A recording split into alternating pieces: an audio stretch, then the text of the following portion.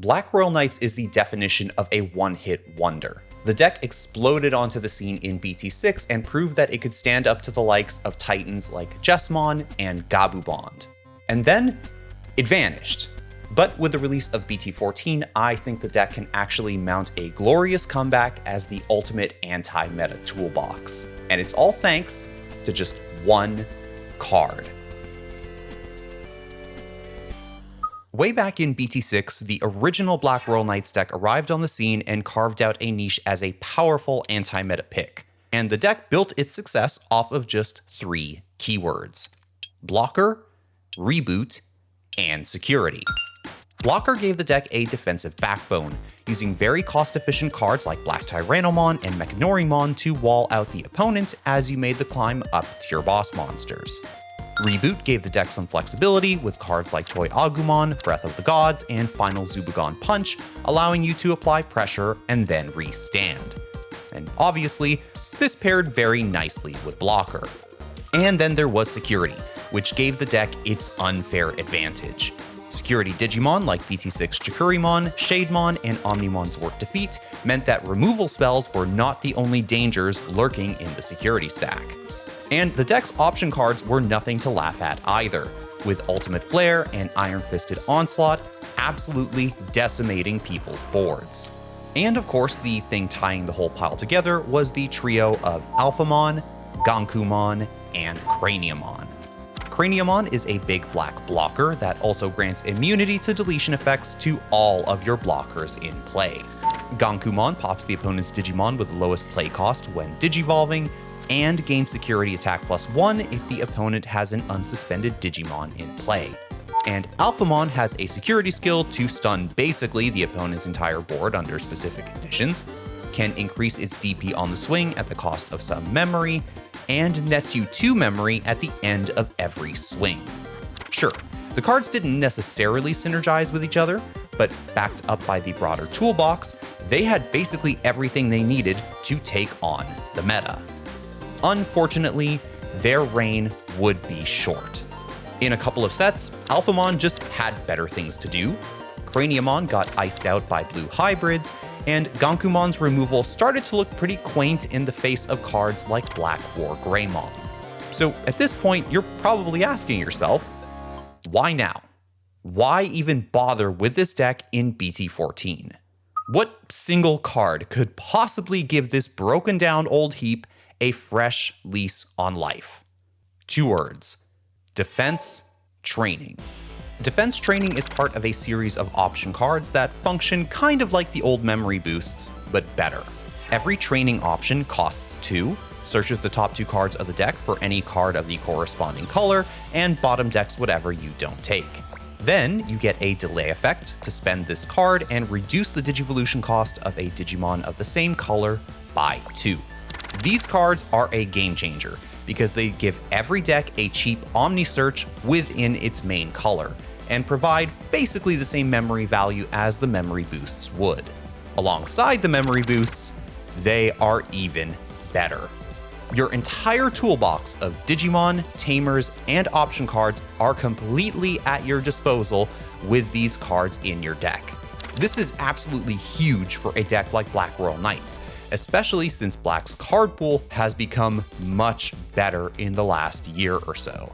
BT13 was also kind of a big deal for this archetype as well, with the set literally centering around the Royal Knights, giving Alphamon and Craniamon in particular a lot of new toys to play with. And look at that, some actual synergy between each other as well. And then there's BT13 Gankoomon, who just kind of exists.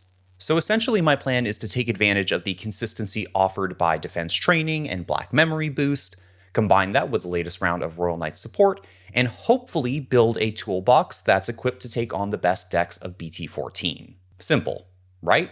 I thought so, but we have a problem. BT14's meta is a very different beast from the halcyon days of BT6. Power creep is through the roof, and the game is way faster than it used to be. And as I was testing with an upgraded approach to the old Black Blockers toolbox, I basically ran into a wall staffed by Marcus Damon and Eiji Nagasumi. ShineGreymon was the darling of BT13, and despite a mild slap on the wrist from Bandai, it has only become much faster and more consistent thanks to physical training. This card finds Marcus, it finds your main line, and if you elect to run any yellow options, it finds those too. This deck made short work of my big blocker stacks, shrinking them and then rushing security with Marcus. Even a heavy Congo count did not allow me to stave off the onslaught, and there was really no point in running Breath of the Gods because burst mode was big enough to just swing over my blockers anyway. Even running a main line that included Promo Sunarizamon alongside the trusty blocker reboot combo, I could never quite do enough damage while walling up in order to close out the game, even if I could somehow survive and answer the first burst mode push. So already, things were off to a pretty rocky start. And then, there was Loogamon. FenriLoogamon is to BT14 what Alphamon or Yukon was to BT9. Aside from lacking protection, this thing threatens 6 damage with its full combo and can play upwards of 3 bodies with Rush to close the game out. Thanks to Alliance, blocking is iffy at best, and it can just blow up your blockers to restand and swing again anyway. So even if I could hang on and completely answer the first board, swinging into security simply gave FenriLoogamon the resources it needed to do another big push. Usually a couple of Analog Youths, copies of Wisdom Training, and Missed Memory Boost to boot. And thanks to HellLoogamon, it was basically impossible to build up front and try to run down the Loogamon player. So at this point, I was feeling pretty stuck. Even with my deck stuffed to the gills with security triggers, I just could not keep up with these two decks. So basically, I was back to the drawing board. Sure, the deck could take on most of the tier 1 contenders and pretty well handle most of the tier 2 contenders as well. But if I couldn't contest ShineGreymon and FenriLoogamon, the best decks of BT14 so far, well, honestly, there wouldn't be much point in making a video. I tried going back to the Darknightmon engine because I remembered that that had a decent amount of success alongside Alphamon, but honestly, it was to no avail. And then I remembered that just recently I did a video about how the D-Brigade and Digi-Police coalition actually makes a really good engine for any deck that uses a black base. And you know what? That did the trick. While I had to give up most of the deck's defensive backbone, the little army of Commandramons was game-changing in terms of allowing the deck to actually keep pace with everything lurking in BT14. The protection granted by BT14 Commandramon and High Commandramon also came in clutch, allowing my Royal Knights to become extremely sticky, especially BT13 Alphamon, who becomes practically unkillable outside of DP reduction and battle. There was also a nice bit of synergy between my favorite security Digimon, Promo Dorumon, and the D-Brigade Digipolice coalition engine, with pretty much every low-end coalition Digimon being 4 cost or less. This meant that I could keep an even steadier stream of bodies going while fetching pieces and occasionally putting an X antibody target in the trash for BT13 Alphamon to hoover up. And thanks to the coalition forces, I could keep a much better tempo and save my Royal Knights as finishers or big swings in the direction of the game. And I'm telling you, this made all the difference in the world, especially into Shine and FenriLoogamon. This is the list I eventually settled on, and funny enough, I still managed to end up with something resembling a Toolbox build. Notable inclusions here are the combo of BT14 Numemon and Satsuki Tamahime. Numemon gives me a rush target, which made closing out games a lot easier. It also helps to bridge the gap to the level 6s a lot quicker, since it can be played for free off of the High Commandramon and Cargodramon effects, and it only costs 3 to hard slam. The little booger also confers blocker unconditionally, which still gives me the ability to wall up when needed. And Satsuki is great for providing the extra memory needed to make the climb to a Royal Knight, while also providing jamming and reboot in a pinch as I attempt to keep a board wide. Promo Nightmon is a surprisingly good tech in here, helping to bridge the gap between the Coalition and the Royal Knights. On play or when digivolving, it reduces something by 3000 DP for each Digimon you have in play. which actually lets you snipe quite big stacks thanks to how easily the coalition floods the board.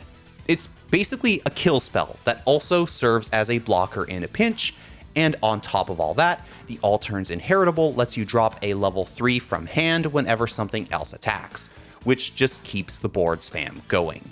As for the Royal Knights, BT13 Alphamon is the core here at 3 copies because obviously it has protection, stops big guys like FenriLoogamon and ShineGreymon from swinging face, and it can recycle the other Royal Knights if they do get trashed by Cargodramon. Craniamon is your big unkillable blocker with the Goad ability. It's also your only protection from DP reduction, at least for a turn, which makes it clutch in the ShineGreymon matchup. And at 13k, it swings into most security stacks uncontested. Keeping this protected with the BT14 Commandramon Inheritables is also kind of busted. You can literally just sit on this guy as an indestructible blocker, and there is nothing your opponent can do about it. Gankoomon is there for spot removal, and while honestly it doesn't come up too much, sometimes you do need to just take a small body, or 2 or 3 off the board, or you maybe just need to get rid of one big stack in order to close out the game. And hey, he can still swing for multiple checks at upwards of 15k with the Digi-Egg, so there is that. And then BT6 Alphamon of all things ended up being a real darling in this list. Since you can make your first Royal Knight stick, this getting checked in security can stun the opponent's entire board and basically give you an out to an OTK turn. Adding to hand is also nice because it of course sets you up for your next stack, and while we don't have the ability to multi-swing with it in this deck, gaining 2 memory at the end of an attack still gives you plenty of room to deal with the opponent's board during your turn.